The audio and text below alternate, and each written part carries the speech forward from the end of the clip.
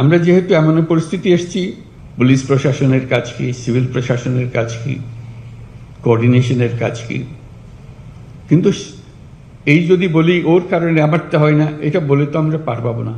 এটা law and order, একটা শান্তি শৃঙ্খলা বজায় একটা মস্ত বড় ইস্যু হয়ে গেল। এটাতে আমরা কে কি পরিমাণ অগ্রসর হলাম, কি করণীয় আমাদের, এটা একটা 1 নম্বর বিবেচ্য বিষয় আমাদের ল অ্যান্ড অর্ডার।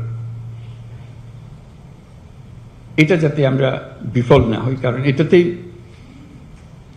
আমাদের সমস্ত অর্জন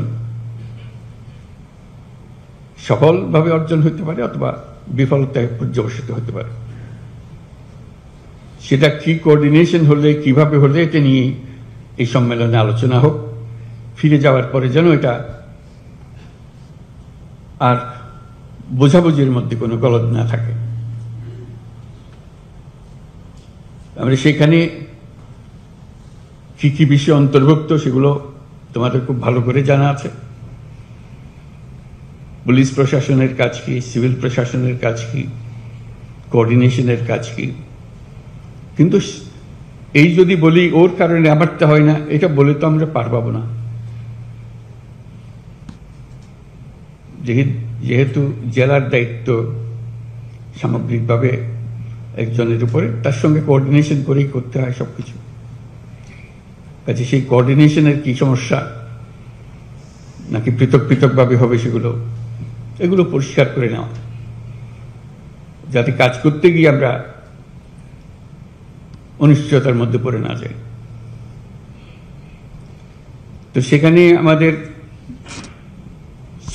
শৃঙ্খলা ভঙ্গ হলে কি করতে হবে, উপর থেকে নিচে পর্যন্ত চেইন অফ কমান্ড কিভাবে যাবে।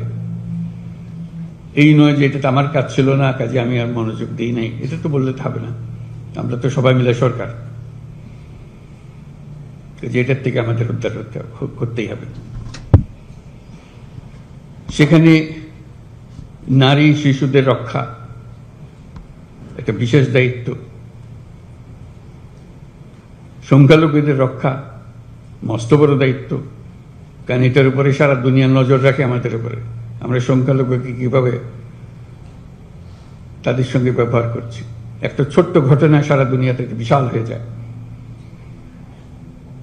আমি সেই ভয়ের জন্য তাকে শান্তি শৃঙ্খলার কথা বলছি না, এটা আমাদের দায়িত্ব। সরকারের দায়িত্ব হলো সকল নাগরিকের সুরক্ষা বিধান করা। আমি সংখ্যালঘু সম্প্রদায় তাদেরকেও বলেছি, আপনারা সংখ্যালঘু হিসেবে আমাদের কাছে দাবি করেন না, দেশের নাগরিক হিসেবে দাবি করেন। তার নাগরিক হিসেবে আপনার সংবিধান আপনাকে এই অধিকার দিয়েছে, সে অধিকার আপনি সরকারের কাছ থেকে পেতে হবে, সেটা আমরা দাবি পাওনা। কাজে আমাদের দায়িত্ব হলো এই যে টিম, সরকারের যে টিম, এটা নিশ্চয়তা দেও যে সকল নাগরিককে আমরা সুরক্ষা দেব।